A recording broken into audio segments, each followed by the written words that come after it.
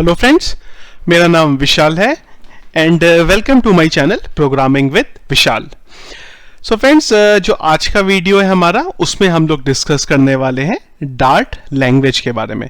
जो लास्ट दो वीडियो थे उनमें मैंने आपको ये बताया था कि जो आपकी नेटिव ऐप होती है और हाइब्रिड मोबाइल ऐप्स होती हैं उनमें क्या डिफरेंस होता है।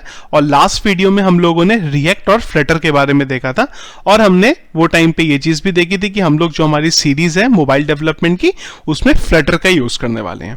फ्लटर का यूज करने वाले हैं, इसके लिए हमें सीखनी पड़ेगी डार्ट लैंग्वेज। तो ये हमारे जो क्लासेस रहेंगी अभी, उसका कंटेंट है। हम लोग यहाँ पे टोटल 12 टॉपिक्स हैं जो मैंने लिस्ट डाउन करे हैं। पहला तो ये है कि डार्ट क्या है, डार्ट के सिंटैक्सेस क्या है, कमेंट्स डार्ट में कैसे लिखते हैं, variables, data type, string, operator, control structure, loops, collection, functions और क्लासेस। ये एक बार टॉपिक जो है हमारे कंप्लीट हो जाएंगे। इसके बाद हम चलेंगे हमारे फ्लटर डेवलपमेंट के ऊपर। तो यहां पे फ्रेंड्स, जब मैं व्हाट इज डार्ट के बारे में बात करता हूं तो डार्ट एक ओपन सोर्स लैंग्वेज है जिसको गूगल ने डेवलप किया है। और जो डार्ट लैंग्वेज है वो बेसिकली सी स्टाइल सिंटेक्स पे चलती है। आपने अगर कोई भी प्रोग्रामिंग लैंग्वेज आज तक पढ़ी है तो आप उसको बहुत इजीली डार्ट के साथ रिलेट कर सकते हैं। जैसे और लैंग्वेजेस में हमारे वेरिएबल्स है, स्ट्रिंग है, ऑपरेटर है, लूप्स है, उसी तरीके से डार्ट में भी ये सब एग्जीक्यूट होता है। बस थोड़े से सिंटैक्सेस जो है वो बेसिकली यहां पे बदल जाते हैं। तो सबसे पहला पॉइंट था व्हाट इज डार्ट। तो अगर मैं व्हाट इज डार्ट बोलूं तो डार्ट क्या है, एक ओपन सोर्स लैंग्वेज है जो कि गूगल ने डेवलप करी है, सी स्टाइल सिंटैक्स के बेस पे चलती है। इसके बाद अगली चीज ये आ जाती है कि डार्ट के सिंटैक्स क्या है। पर डार्ट के सिंटैक्स के बारे में अगर मैं बात करूं तो उसके लिए हमें सबसे पहले डार्ट को इंस्टॉल करना पड़ेगा। तो पहले मैंने ये सोचा था कि मैं आपको वो इंस्टॉलेशन जो है वो सबसे पहले पार्ट में रखूं, पर मैंने एक्चुअली, अगर मैं आपको अपने लर्निंग एक्सपीरियंस से एक चीज बताऊं तो वो ये होता है कि कई बार जब हम कोई नई लैंग्वेज को सीखना शुरू करते हैं तो उसको जो उसके सॉफ्टवेयर होते हैं, जो उसकी रिक्वायरमेंट होती है, हमें वो सब भी देखना पड़ता है। और कई बार ऐसा होता है कि वो जो सेटअप होता है वो इतना टिपिकल हो जाता है कि यार कई बार हमें ये लगने लगता है यार ये लैंग्वेज पढ़ते ही नहीं है, इसे छोड़ देते हैं। तो उसके लिए मैंने सोचा है कि हम लोग यहाँ पे कोई डार्ट का सेटअप नहीं करेंगे, हम लोग यूज करेंगे यहाँ पे डार्ट पैड का। तो बेसिकली एक वेबसाइट है dartpad.dev नाम से। अगर आप इस वेबसाइट पे जाएंगे तो यहां पे आपको एक डार्ट पैड मिलता है। डार्ट पैड का काम क्या है, यहां पे आप अपने डार्ट के कोड को लिख सकते हैं और एग्जीक्यूट करके आउटपुट देख सकते हैं। तो सिंपल काम है। डार्ट की जो कोडिंग है हम लोग डार्ट पैड पे यूज करेंगे। एक बार जब हमारी डार्ट कंप्लीट हो जाएगी तो जब हम फ्लटर डेवलपमेंट के ऊपर जाएंगे तब हम देखेंगे कि हमें किस सॉफ्टवेयर की जरूरत पड़ेगी, कौन से एडिटर का यूज करेंगे और किस तरीके से हमारी जो चीजें हैं वो एग्जीक्यूट होंगी। तो आज के वीडियो में हम लोग कोई इंस्टॉलेशन के बारे में नहीं देखेंगे जब तक डार्ट लैंग्वेज हमारी कंप्लीट नहीं हो जाती। एक चीज और थी फ्रेंड्स, पहले मैंने ये सोचा था कि ये जो मेरा पूरा एक ही वीडियो में मैं डार्ट लेके आऊं, वो वीडियो एक्चुअली काफी बड़ा हो जाता। तो उसके लिए मैंने ये करा है कि जो हमारे डार्ट के अभी जो मेरे वीडियोस आएंगे वो मैं छोटे छोटे पार्ट्स में डिवाइड करके आपके लिए लेके आ रहा हूं। जब एक बार वो सारे वीडियो कंप्लीट हो जाएंगे तो मैं एक और वीडियो अपलोड करूंगा जहां पे ये जो छोटे छोटे वीडियोस हैं इन सबको मैं एक ही वीडियो में डाल के ले आऊंगा, जिससे अगर आप एक वीडियो में डार्ट को देखना चाहते हैं आप वो भी देख सकते हैं, और अगर आप one by one, part by part उसे देखना चाहते हैं तो वो भी आप उसे देख सकते हैं। इसी के साथ फ्रेंड्स, वीडियो जो मेरा अगर है वो आपको पसंद आता है तो प्लीज लाइक उसे जरूर करिएगा, और अगर आपने अभी तक हमारे चैनल को सब्सक्राइब नहीं किया है तो प्लीज उसे सब्सक्राइब करिए। और उसी के साथ साथ मुझे सपोर्ट करने के लिए प्लीज जो हमारा चैनल है उसको अपने फ्रेंड्स के साथ, या जो भी मोबाइल डेवलपमेंट या फिर पीएचपी डेवलपमेंट या वेबसाइट डेवलपमेंट के बारे में सीखना चाहता है तो उसको भी प्लीज शेयर करिए। तो अब यहां पे स्टार्ट करते हैं हम लोग जो हमारा डार्ट लैंग्वेज है उसकी कोडिंग के बारे में। तो डार्ट लैंग्वेज में सबसे जो मेन आपका एंट्री पॉइंट होता है वो होता है मेन फंक्शन। इस मेन फंक्शन के अंदर हमारी जो कोडिंग है वो लिखी जाती है, मेन फंक्शन। तो मेन फंक्शन हमारा एक एंट्री पॉइंट है। जब भी हम कोई कोड लिखेंगे वो एग्जीक्यूट करने के लिए हमें ये मेन नाम का फंक्शन के अंदर लिखना पड़ेगा। बार बार क्योंकि अभी तक जो मेरे वीडियोस आए हैं वो सब PHP से रिलेटेड आए हैं, तो हम लोगों को बार बार यहाँ पे PHP और इसमें बहुत सारी सिमिलरिटीज भी दिखेंगी, इवन बाकी लैंग्वेज से भी आपको बहुत सारी सिमिलरिटीज दिखेंगी। सबसे पहली चीज यहाँ पे ये देखेंगे कि अगर हमें कोई चीज प्रिंट करनी हो तो हम किस तरीके से कर सकते हैं। तो उसके लिए हमें एक प्रिंट फंक्शन का यूज करना पड़ता है। जब भी कोई स्टेटमेंट टर्मिनेट होता है तो हमेशा हमें सेमीकोलन का यूज करना होता है। तो यहां पे मैं डाल देता हूं विशाल। प्रिंट मैंने यूज करा, प्रिंट का यूज करते हैं हम आउटपुट के लिए, और उस पर मैंने विशाल डाल दिया। एक बार मैं इसे रन करूंगा, जैसे ही रन करूंगा ये थोड़ा सा टाइम लेता है डिपेंडिंग अपॉन आपकी नेट की स्पीड। तो जैसे ही मैंने यहाँ पे प्रिंट विशाल किया तो आप ये देख सकते हैं यहाँ पे आपको जो आउटपुट है ये कंसोल के अंदर आपको यहाँ पे आउटपुट दिख जाएगा। मैं एक काम और करता हूं कि ये जो स्क्रीन है मेरा, इसका साइज थोड़ा सा बड़ा कर देता हूं, जिससे अगर कोई मोबाइल पे देख रहा है तो उसे भी क्लियरली चीजें दिखाई दे।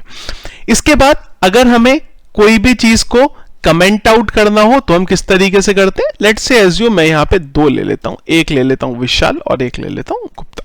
रन करते हैं हम इसको, थोड़ा सा बस आपको वेट करना हल्का सा पड़ेगा आउटपुट के लिए। तो यहां पे मैंने दो प्रिंट स्टेटमेंट लिए और एक में विशाल डाला, एक में गुप्ता डाला। अब यहां पे कमेंट्स के लिए अगर मुझे सिंगल लाइन कमेंट करनी है तो मैं एक बैकस्लैश का यूज करता हूं, दो बैकस्लैश का।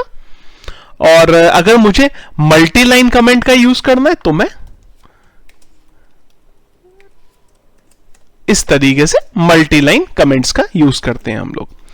तो कमेंट्स क्या होते हैं? कमेंट्स बेसिकली वो चीज होती है जो आपके कोड में पड़ी रहती है। हमारे जो कोड हम लिख रहे हैं वहां पे पड़ा रहेगा, बस एग्जीक्यूट नहीं होता, वो बस वहां फाइल पे पड़ा रहेगा। एक और होता है हमारे पास जो हम लोग डाट के बारे में बात करते हैं, ट्रिपल स्लैश हमारा आ जाता है। ये बेसिकली हम यूज करते हैं डॉक के बारे में। मतलब अगर हम ये बताना चाहते हैं कि हमारा ये कोड किस चीज के लिए हमने बनाया है, ये कोड क्या करने वाला है, तो डॉक्यूमेंटेशन के लिए हम लोग जब यूज करते हैं तो उसके लिए हम लोग ट्रिपल बैकस्लैश का यूज कर लेते हैं, डॉक्यूमेंट बताने के लिए कि डॉक्यूमेंट से रिलेटेड चीज है। इसके बाद अगर हम हमारा जो यहां पे चलें तो हमने तीन चीजें देखी है। अगली चीज आ जाती है हमारी वेरिएबल्स। वेरिएबल्स क्या होते हैं? वेरिएबल्स का यूज हम करते हैं इंफॉर्मेशन को स्टोर करने के लिए। डाट में जब आप बात करते हैं तो उसे वेरिएबल भी बोलते हैं और उसे आइडेंटिफायर्स भी बोलते हैं। हो सकता है कि आप किसी फ्लटर डेवलपर से मिले जो डाट पे काम करता है, डाट डेवलपर से मिले तो वो वेरिएबल ना बोल के उसे आइडेंटिफायर बोले, तो वेरिएबल ही जो होता है उसी को आइडेंटिफायर बोलते हैं। जब हम डाट के बारे में बात करते हैं तो यहां पे वेरिएबल बनाने के कुछ रूल होते हैं। पहला रूल ये होता है कि जो भी आप वेरिएबल बनाएंगे उसके अंदर अल्फाबेट, नंबर, अंडरस्कोर ही आ सकता है और कुछ नहीं आ सकता। सॉरी, डॉलर भी होता है। जैसे कि अगर मैं यहां पे ट्रिपल बैकस्लैश लिखूं तो क्या कर सकते हैं हम बोल सकते हैं A to Z, capital A to Z, obvious सी बात है स्मॉल है तो कैपिटल भी होगा, 0 to 9 अंडरस्कोर और डॉलर। एंटायर हमारे वेरिएबल के नाम में सिर्फ ये चीजें आ सकती हैं, इसके अलावा कुछ नहीं आ सकता।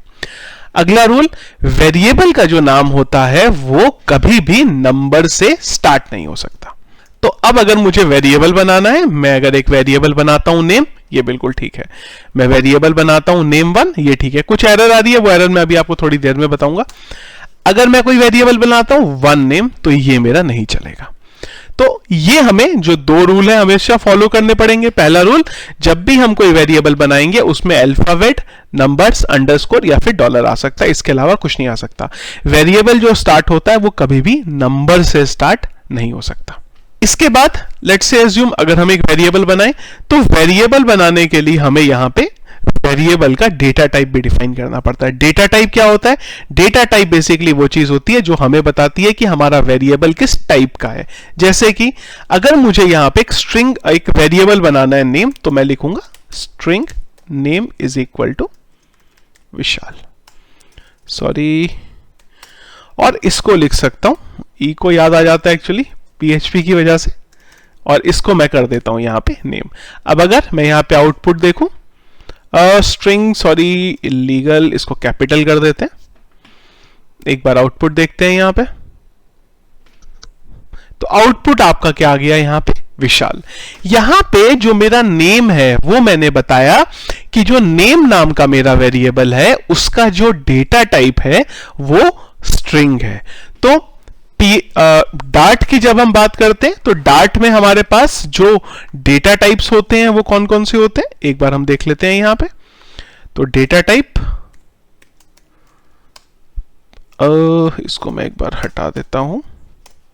तो पहला जो मेरा डेटा टाइप आ जाता है वो आ जाता है हमारे पास इंट। इंट किस लिए यूज होता है, इंटीजर के लिए। Double, DOUBLE, double. डबल किस लिए यूज होता है हमारा, डेसिमल्स के लिए। स्ट्रिंग, स्ट्रिंग के लिए यूज होता है। स्ट्रिंग क्या होता है, बेसिकली सीक्वेंस ऑफ कैरेक्टर्स। जहां पे भी आपके पास बहुत सारे कैरेक्टर्स आ जाते हैं उसे हम स्ट्रिंग बोलते हैं। इसके बाद हमारे पास होता है बूलियन, बूल भी जैसे हम शॉर्ट में बोलते हैं, बूलियन हो गया। इसके बाद एक होता है हमारे पास लिस्ट, एक होता है हमारे पास मैप, और एक होता है हमारे पास 7 डायनामिक। तो ये हमारे पास कुछ डेटा टाइप होते हैं डार्ट लैंग्वेज में। एक एक करके देखेंगे यहां पे सारे डेटा टाइप्स के बारे में। इंट, अगर मैंने एक वेरिएबल बनाया int age is equal to 10, print. एक बार इसे चलते हैं, तो ये एक बार हमारा रन हो रहा है, तो हमें जो आउटपुट यहां पे मिला वो मिला 10। तो ये आपको ध्यान रखना पड़ेगा कि अगर मैं इसमें सिंगल कोट में वैल्यू डाल देता हूं, सिंगल कोट किस के लिए यूज होगा, स्ट्रिंग के लिए। एक बार इसे रन करेंगे तो जैसे ही मैं रन करूंगा तो ये मुझे मना कर देगा कि भाई आपने इंटीजर नाम से एक वेरिएबल बनाया है, तो उसके अंदर आप ये जो 10 आपने लिखा है ये आप नहीं डाल सकते। अगर मुझे इसमें पॉइंट में, डेसिमल में कुछ डेटा डालना है तो मुझे बताना पड़ेगा। डबल, डबल डेसिमल के लिए यूज होता है हमारा। इसको एक बार हम रन करेंगे तो आउटपुट क्या आ जाएगा, 10.10, 10.1, 1 या 10, वो 0 उसने यहां पे हटा दिया। इसके बाद हमने देखा था एक स्ट्रिंग, तो स्ट्रिंग में मैं इसे स्ट्रिंग कर देता हूं, चाहे डबल कोट में लिखूं चाहे सिंगल कोट में लिखूं। सॉरी, एस कैपिटल है। इसको रन करते हैं एक बार, तो ये क्या करेगा, हमें हमारा जो आउटपुट है वो यहां पे रिटर्न करके दे देगा 10.10। इसके बाद हमारे पास आता है बूलियन। बूलियन का मतलब हो जाता है हमारा ट्रू और फॉल्स। अगर मैं बूल लिखता हूं, एक चीज और देखिए यहां पे, मैं बूल लिख के यहां पे लिख देता हूं ट्रू, ट्रू। अगर मैं इसको ट्रू करता हूं तो ये मुझे इधर एरर बोल रहा है। क्यों एरर बोल रहा है, क्योंकि हमें डिफाइन करना पड़ेगा कंप्लीट। यहां पे हमने यहां पे बोला बूलियन। एक बार इसे रन करते हैं, देखते हैं क्या होता है, एरर आती है या नहीं आती। तो यहां पे अगर आप देखो तो इसने मना कर दिया। आप ध्यान से देखो ना, तो ये आपको यहां पे एरर के साथ बता रहा है। इसको एक बार छोटा करके देखते हैं, बूल। अगर मैं बूल करूंगा तो क्या होगा, तो देखिए ट्रू आ गया। यहां पे डार्ट के साथ अच्छी चीज ये है कि जो उसकी एरर आती है वो बिल्कुल परफेक्ट आती है कि किस जगह पे क्या हमने गलत लिखा है। जो भी चीज हमने लिखी है वो हमें बिल्कुल सही तरीके से उसे बता देता है। भूल हो गया हमारे पास। इसके बाद हमारे पास अगली चीज आ जाती है जो कि है स्ट्रिंग। सॉरी, स्ट्रिंग हम ऑलरेडी देख चुके हैं। इसके बाद हमारे पास आ जाती है लिस्ट। लिस्ट बेसिकली क्या होती है, ये वही होती है जो हमारे पास एरे होता है बाकी लैंग्वेज में। स्पेसिफिकली अगर मैं PHP से रिलेट करूं तो इंडेक्स एरे को एक्चुअली में हम लोग यहां पे लिस्ट बोल देते हैं। जैसे कि मैंने एक डेटा टाइप बनाया लिस्ट, मैंने बोला ARR इज इक्वल टू, यहां पे हमने बोला 1, 2, 3, और एक बार इसे प्रिंट कर देते हैं ARR। एक बार इसे रन करके देखते हैं कि क्या आउटपुट आता है हमारे पास। तो देखिए ये आउटपुट आया हमारे पास। यहां पे अगर आप देखें तो जैसे हमारे पास एरे होता था वही चीज है यहां पे हमारे पास, बस ये इंडेक्स एरे आ गया हमारे पास। इंडेक्स एरे को ही हम लोग यहां पे लिस्ट बोलते हैं। इसके आगे अगर मेरे पास, मैं ये ले लेता हूं और एक डेटा मैं यहां पे विशाल ले लेता हूं। जैसे कुछ लैंग्वेज में एरे को जब हम बोलते हैं तो हम क्या बोलते हैं, similar collection of similar data types. तो यहां पे सिमिलर डेटा टाइप्स का कोई भी लॉजिक नहीं है। यहां पे मैंने डाल दिया 1। एक बार इसे प्रिंट करके देखते हैं। तो इसने क्या करा, मुझे मेरे फर्स्ट इंडेक्स पे जो डेटा था वो दे दिया। क्योंकि जब हम एरे की बात करते हैं तो एरे हमारा इंडेक्स एरे 0, 1, 2 की फॉर्म में चलता है, उसी तरीके से हमारा लिस्ट चलता है। यहां पे इसको मैं 2 कर देता हूं और एक बार रन करते हैं। तो ये क्या करेगा, मुझे जो सेकेंड इंडेक्स पे मेरा डेटा है यानी कि विशाल वो चीज मुझे रिटर्न करके दे देगा। इंडेक्स एरे आपकी, या फिर मैं लिस्ट बोलूं आप उसको, वो आपका 0 से स्टार्ट होती है। तो ये जो 1 है ये 0 नंबर पे है, ये फर्स्ट नंबर पे है और ये सेकंड नंबर पे है। लिस्ट के बाद अगली चीज आती है हमारे पास मैप। मैप को एक्चुअली आप बोल सकते हैं जो हमारा एसोसिएटिव एरे होता है पीएचपी में, मतलब की वैल्यू की फॉर्म में हम लोग डेटा को डिफाइन करते हैं। कैसे? हम लोग इधर चलेंगे, इसको मैं एक बार हटा देता हूं। अब यहां पे मैंने लिखा नेम कोलन विशाल,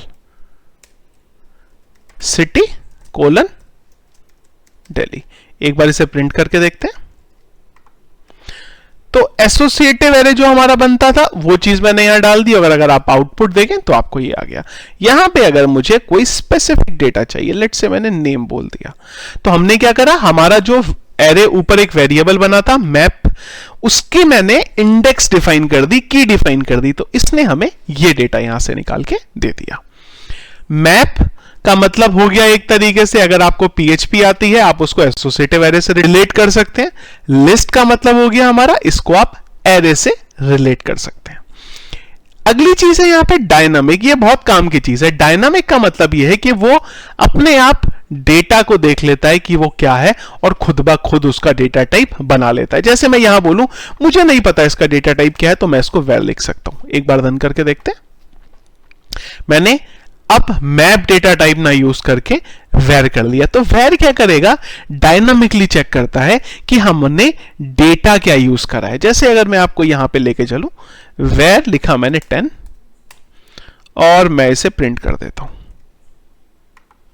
तो ये ऑटोमेटिकली समझ लेगा कि ये जो चीज थी वो इंटीजर थी।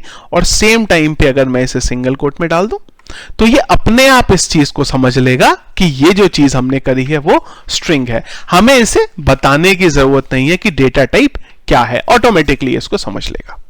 तो ये होते हैं फ्रेंड्स हमारे डेटा टाइप, और इस तरीके से हमारा जो डार्ट है यहां पे डेटा टाइप जो है हमारे चलते हैं।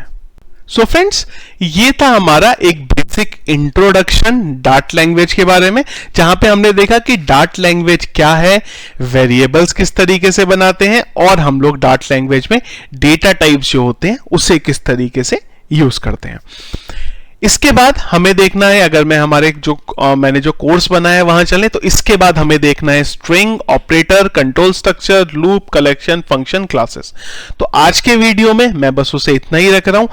एक चीज मैं करूंगा कि डेली बेसिस पे अभी हमारे वीडियो आएंगे, जब तक हमारी जो डार्ट लैंग्वेज है ये कंप्लीट नहीं हो जाती, जहां पे डेली मैं आप लोगों के लिए कुछ नई नई चीजें लेके आऊं।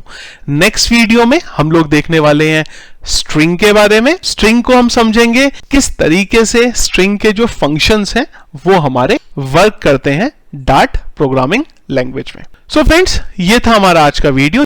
आई होप जो मैंने आप लोगों को यहां पे बताने की कोशिश करी है आपको क्लियर हुआ होगा। कहीं पे अगर आपका कोई भी डाउट है तो प्लीज वीडियो के कमेंट बॉक्स में अपना मुझे प्रॉब्लम बताइए। मैं अपनी तरफ से पूरी कोशिश करूंगा कि आपके इश्यू को रिजॉल्व कर सकूं। Thank you.